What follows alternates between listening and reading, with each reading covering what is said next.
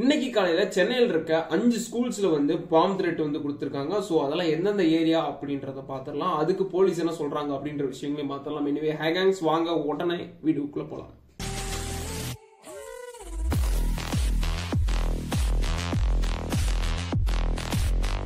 So இப்பெல்லாம் பாத்தீங்கன்னா நிறைய இடத்துல வந்து பாம் த்ரெட் வந்து மெயில்ல பண்றாங்க, நிறைய ஸ்பூஃபிங் பண்றாங்க அப்படின்ற மாதிரி விஷயங்கள் வந்து ரொம்பவே சகஜமாயிடுச்சு.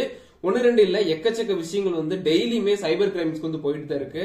ஏகப்பட்ட பிசினஸும் சரி, ஏகப்பட்ட ஸ்கூல்ஸும் சரி, ஏகப்பட்ட அதிகாரிகளும் சரி, அரசாங்க அதிகாரிகள், அரசியல்வாதிகள் யாரா இருந்தாலுமே எல்லாத்துக்குமே வந்து பாத்தீங்கன்னா பாம்பிங் த்ரெட் வந்து போயிட்டு இருக்கு. ரீசெண்டா முகேஷ் அம்பானிக்கு சரி, அவருக்கு வந்து வருஷம் ஒரு 10 டைமோ இல்ல 15 டைமோ வந்து பாத்தீங்கன்னா பாம் த்ரெட் வந்து போகும். சோ அதுக்காக அவருக்கு செக்யூரிட்டி யூஸ் பண்ணுவாங்க. சோ அந்த மாதிரி இன்னைக்கு என்ன நடந்திருக்கு அப்படின்னா, சென்னையில ஒரு 5 பிளேசஸ்ல இருக்க ஸ்கூலுக்கு வந்து பாத்தீங்கன்னா பாம்பிங் த்ரெட் வந்து போயிருக்கு.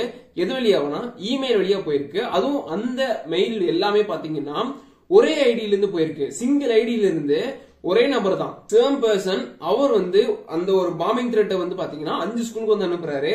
5 இடங்கள்ல இருக்க, ஒரே இடத்துல ஒரு ஸ்கூல் கிடையாது, 5 இடங்கள்ல இருக்க வெவ்வேறு ஸ்கூலுக்கு வந்து அனுப்புறாரு.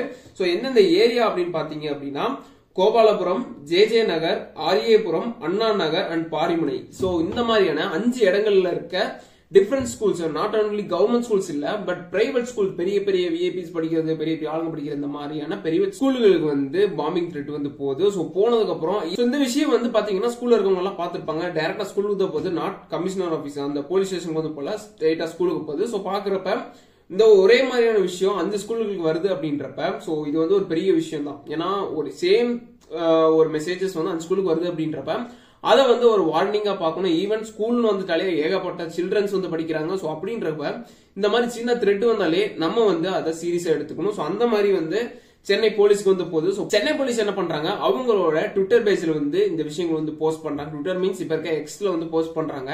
சோ என்ன பண்றாங்க அப்படின்னா, சென்னையில இருக்க ஒரு 5 இடங்கள்ல வந்து பாத்தீங்கன்னா இந்த மாதிரி பாம்பிங் த்ரெட் வந்து வந்திருக்கு.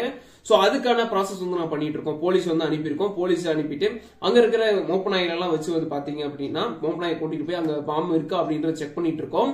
அண்ட் ஈவன் ஸ்டூடெண்ட்ஸ் வந்து பேரண்ட்ஸ் வந்து கூட்டிட்டு போயிருங்க அப்படின்ற மாதிரி ஸ்கூல்ல இருந்தே எல்லாத்துக்கும் இன்ஃபர்மேஷன் போய் மத்தியானமா ஸ்கூல்ல இருக்க எல்லா ஸ்டூடெண்ட்ஸுமே காலி பண்ணிட்டு ஒன்லி போலீஸ் மட்டும் ஸ்கூல்ல வந்து ரைட் பண்ணிட்டு இருக்காங்க. சோ பாம் இருக்கா அப்படின்னு செக் பண்ணிட்டு இருக்காங்க. அப்கோர்ஸ் இருக்கான்னு இன்ன வரைக்கும் அவங்க எதுவும் சொல்லல.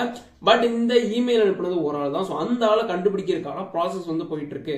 பேக் ட்ராக்கிங் பண்றோம். அதாவது நீங்க வந்து ஒரு இமெயில் அனுப்புறீங்கன்னு வச்சுக்கோங்களேன். சோ அந்த இமெயில வந்து பேக் ட்ராக்கிங் பண்றாங்க அப்படின்னா, பேக் ட்ராக்கிங் பண்றது மூலமா யார் அனுப்புனாங்க அப்படின்ற ஒரு விஷயம் வந்து தெரியும். பட் ஏகப்பட்ட ஸ்பூஃபிங் மெத்தட் வந்து இருக்கு. சோ அந்த ஸ்பூஃபிங் மெத்தட்லாம் பயன்படுத்தி ஒருத்தவங்க இமெயில் அனுப்புனாங்க அப்படின்னா அது வந்து கொஞ்சம் கஷ்டம் தான். ஏன்னா அந்த டார்க் நெட் அப்படின்ற விஷயங்கள் இருக்கு. சோ அதுல இருந்து ஒரு இமெயில் வந்து வருது அப்படின்னா அதை கண்டுபிடிக்கிறது கஷ்டம் தான்.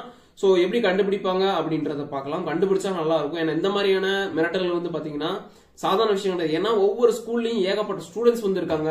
சோ அந்த ஸ்டூடெண்ட்ஸ் மட்டும் கிடையாது, அந்த ஸ்டூடெண்ட்ஸ் நம்பி இருக்க பேரண்ட்ஸ் இருக்காங்க. என்ன ப்ரோ இப்பெல்லாம் வந்து எவனோ ஒருத்தன் ஸ்பூஃபிங் பண்ணுவான், இதெல்லாம் வச்சிருக்க மாட்டான் அப்படின்னு நினைச்சீங்க அப்படின்னா அதுதான் கிடையாது. ஏன்னா ஃபாரின் கண்ட்ரீஸ்ல இந்த மாதிரி த்ரெட் வரும். த்ரெட் வந்து கவனிக்காம மட்டும் ஏகப்பட்ட இன்சிடென்ட்ஸ் வந்து நடந்துட்டு இருக்கு, ரீசெண்டா நடக்குது. சோ நேத்து கூட பாத்தீங்க அப்படின்னா பாகிஸ்தான்ல வந்து 2 பாம்பிங் அட்டாக் நடந்தது. சோ அது மட்டும் அந்த மாதிரி விஷயங்கள்லாம் பாக்குறப்ப சோ இது வந்து நம்ம கண்டிப்பா பார்த்தே ஆகணும். சோ இங்க இருக்கவங்க எல்லாருமே நமக்கு முக்கியம், எல்லாருமே நமக்கு முக்கியம் தான்.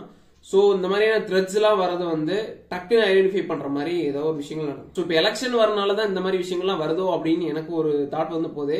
இந்த மாதிரி த்ரெட்ஸ் வருவானுங்களா, அவங்களை பத்தி நீங்க என்ன நினைக்கிறீங்க? அவங்களை வச்சு என்ன பண்ணலாம்? ஒண்ணும் பண்ண முடியாது. அவங்களை எப்படிதான் பிடிச்சி ஜெயில போட்டுருங்கப்பா. ஜெயில போட்டா வேலை முடிஞ்சது. எனிவே அடுத்து என்ன அப்படின்றத நெக்ஸ்ட் வீடியோல பார்க்கலாம்.